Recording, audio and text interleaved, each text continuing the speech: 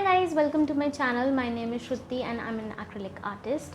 If you've seen my last video, I have started this new series called Start Your Art, where I'll help you start your art journey. So in this video, we'll be covering the most important thing that you need to know before you start your art journey. So make sure you watch this video till the end. I'll be sharing 5 most important aspects that you need to know before you start your art. Okay, so before we dive into the chapter, please hit the subscribe button if you haven't already.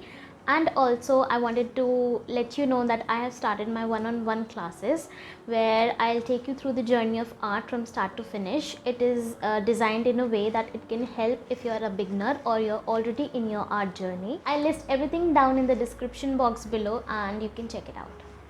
So the first is medium. Now there are basically, broadly speaking, two kinds of mediums. First is a wet medium and the second is the dry medium.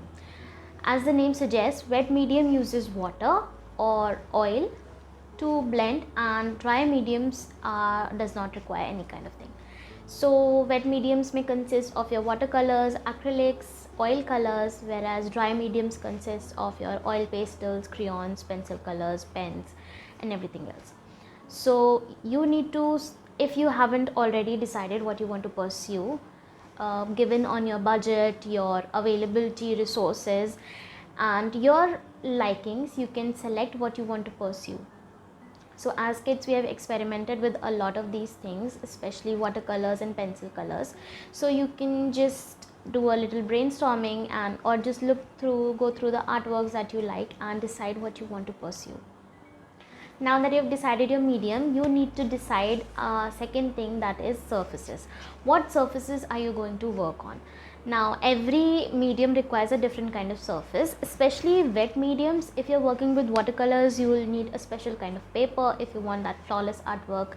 And if you're working with acrylics will require canvas. So acrylics are like very versatile. You can work on a lot of things. Oils will require different kind of paper, and your charcoals, your pencils, everything will require a different kind of surface for you to work on. So after you've decided your medium, you need to look for surfaces that are most versatile with your medium and that are of course in your budget. So for most of the mediums, you might already know what surfaces you need to find and work on. But in case if you don't have an idea, you can always Google your requirements, or you can just write down in the comment box below and we can have a call regarding that and we can discuss. So now that we are thorough with mediums and surfaces, the next thing to note is your tools. For tools, there are again different set of requirements for different mediums. For wet mediums, you can use brushes, palette knives. There are plenty of options in brushes, like you can go for flat brushes, round brushes, angular brushes, fan brushes. So there are lots of varieties available. On the contrary, for dry mediums, there are not much requirements in terms of tools. For blending purposes, you can use cotton balls, you can use your fingers, you can use Q-tips. So in terms of dry mediums, it is comparatively cheaper as compared to wet mediums. Now the fourth one is not a big investment but is definitely a very useful thing. It is your accessories. So when you work with wet mediums, you have to use a palette, you have to use water, or if you are working with oil, you might need oil to blend the colors, and of course a spare cloth to clean off the brushes and surfaces. Whereas when you're working with dry mediums, you might not need anything else except for eraser or scale. So dry mediums are less needy as compared to wet mediums. But a very biased opinion, wet mediums give you much better results in terms of art as compared to dry mediums. I have been working with acrylics for over a decade now and I don't regret a single day of working with them. So now the last one is the most important one, irrespective of the medium that you have chosen, be it wet medium or a dry medium,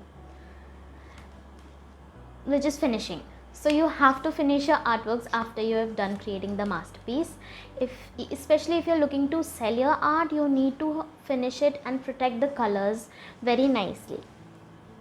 Now This is important because colors tend to fade over time due to the sunlight or dust or whatever the reason may be. So of course, just like everything else, varnishes are different for each medium.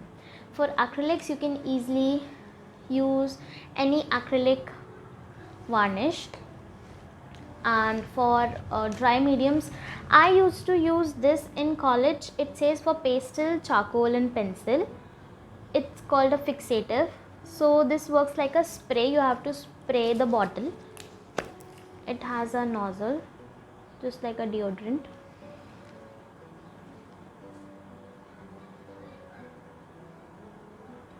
So this can be used on pastel, charcoal, pencil and chalk drawings.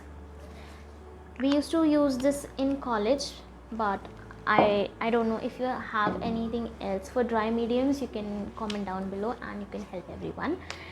So for acrylics, for everything, there is a different set of finishing fixative that comes.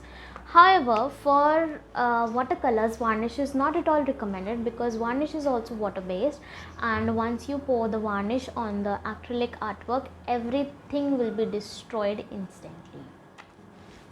That's all. I hope this video was helpful, and if you like the video, please give a thumbs up and share with a friend who might love art and would want to start their own art journey. And as I said, I'll be linking everything down below in the description box, so please check it out. Chalo, see you in the next video. Bye bye.